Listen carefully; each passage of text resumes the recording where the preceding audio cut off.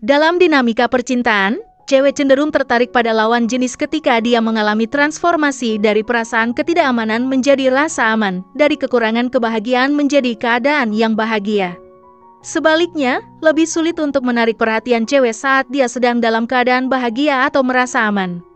Oleh karena itu, jika ingin menarik perhatian seorang cewek, langkah awal yang harus diambil adalah menggoyahkan kenyamanannya, meruntuhkan rasa aman yang selama ini dia rasakan.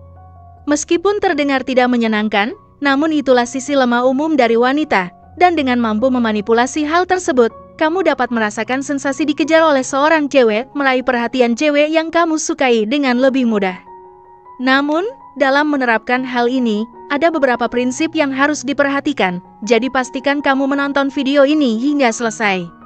Pertama-tama, jika kamu tertarik pada seorang cewek, maka penting untuk memulai dengan pendekatan yang tepat, kenalan, dan ajakan untuk bertemu secara langsung. Membangun komunikasi tatap muka sangat penting, jadi jangan hanya bergantung pada media sosial.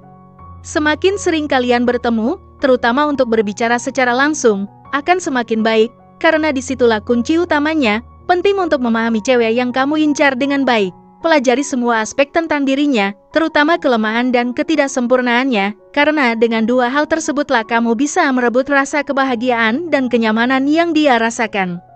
Sekarang, jika kamu bertanya tentang hal-hal yang dapat membuat seorang cewek tidak bahagia dan tidak merasa aman, jawabannya tentu saja adalah kecemasan. Kecemasan seringkali menjadi musuh utama bagi banyak cewek, dan kebanyakan muncul ketika mereka menyadari kelemahan atau ketidaksempurnaannya. Jadi, langkah pertama yang harus kamu ambil di sini adalah membuat cewek yang kamu incar menyadari kekurangan atau kelemahannya, misalnya dengan memberikan kritik secara halus. Sebagai contoh, kritik terkait berat badannya. Umumnya, cewek sangat sensitif terhadap masalah berat badan. Oleh karena itu, kritik harus disampaikan dengan cara yang halus. Sebagai alternatif, kamu bisa menyatakan bahwa pakaian yang dikenakannya terlihat sempit daripada langsung menyebutkan bahwa dia terlihat gemuk. Ulangi kritik tersebut setiap kali berbicara dengannya sampai dia benar-benar menyadari kekurangannya.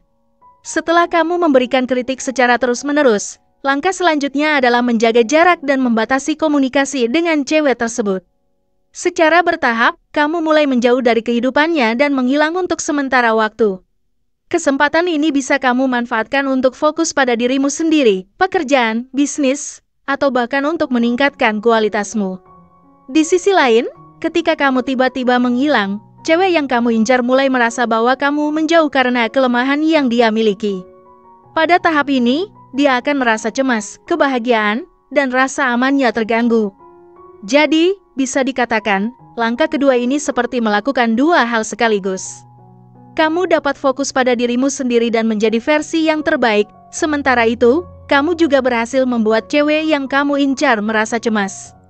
Manipulasi ketiga adalah memberikan validasi untuk mengatasi kecemasan yang dirasakan oleh cewek yang kamu incar. Pada tahap ini, kamu kembali masuk ke dalam kehidupannya.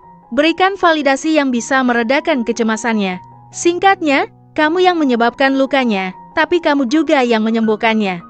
Contohnya, saat bertemu kembali, katakan bahwa kamu sebenarnya menyukai bentuk badannya dan menurutmu itu adalah bentuk badan yang ideal bagi seorang cewek.